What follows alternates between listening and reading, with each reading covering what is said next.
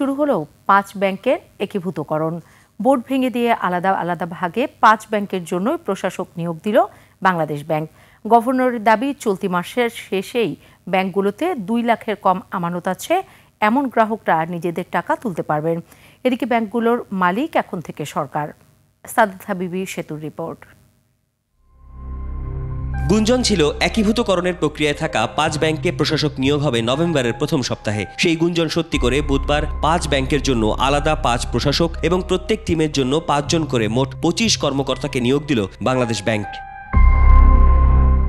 Exim ব্যাংকের দায়িত্বে বাংলাদেশ ব্যাংকের নির্বাহী পরিচালক মোহাম্মদ শওকতুল আলম, আরেক নির্বাহী পরিচালক মোহাম্মদ বদিউল আলম দিদার ফার্স্ট সিকিউরিটি ইসলামী ব্যাংকে, নির্বাহী পরিচালক মোহাম্মদ সালাউদ্দিন SIBL-এ, পরিচালক আবুল হাশেম ইউনিয়ন আর মাকসুদুল আলমকে দেওয়া হয়েছে গ্লোবাল ইসলামী ব্যাংকের দায়িত্বে। অপারেশনস অফ দ্য ব্যাংকস তো চলতে হবে, এলসি খুলতে হবে, আজকেও খুলতে হবে, আগামীকালও খুলতে হবে, এটা বন্ধ করা যাবে না। আমাদের বিল পেমেন্টস, আমাদের রেমিটেন্স আসতেছে। ব্যাংকটাকে আমরা একটা ভায়াবল প্রতিষ্ঠান হিসাবে সাকসেসফুলি অপারেশন করার জন্য যোগ্য করে তুলব। বাংলাদেশ ব্যাংক মনে করে, যেহেতু সম্মিলিত ইসলামী ব্যাংক বা SIB নামের নতুন ব্যাংকটির মূলধনী আমানত 35,000 কোটি টাকা, তাই আমানতকারীদের আর আতঙ্কের কিছু নেই। 2 লক্ষ টাকা অ্যাসেট কারা কারা, কোন ব্রাঞ্চে, কোথায় তাদের অ্যাকাউন্টস, সেগুলো সব ঠিকঠাক করে নিতে হবে। টাকা সেখানে প্লেসমেন্ট করে রাখতে হবে। দিস আর হিউজ লজিস্টিক্যাল ব্যাপার আছে।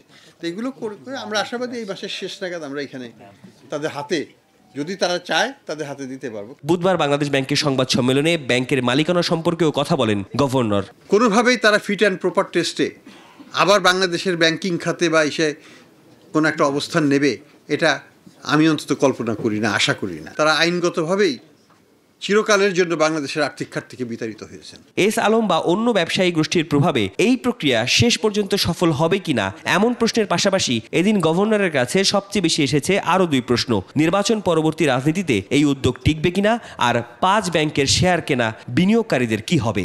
বিনিয়োগের সময় তো আমাকে তো বিনিয়োগকারী হিসাবে রিস্কটাকে অ্যাসেস করে নিতে হবে। সে দায়িত্ব তো বিনিয়োগকারী, সে দায়িত্ব তো সরকার নেবে না, সে দায়িত্ব তো বাংলাদেশ ব্যাংক নেবে না। You are investing your money. If you make money, it's yours. If you lose money, that's also yours. এই 5 ব্যাংকের কর্মকর্তা কর্মচারীরা আপাতত ছাঁটাই হচ্ছেন না, সবাই আগের মতোই বেতন পাবেন। একীভূত হতে যাওয়া 5 ইসলামী ব্যাংকের মোট খেলাপি ঋণের পরিমাণ প্রায় 1,47,000 কোটি টাকা, যা ব্যাংকগুলোর বিতরণ করা মোট ঋণের প্রায় 77%। সাদাত হাবিবি সেতু, 21 টেলিভিশন, ঢাকা।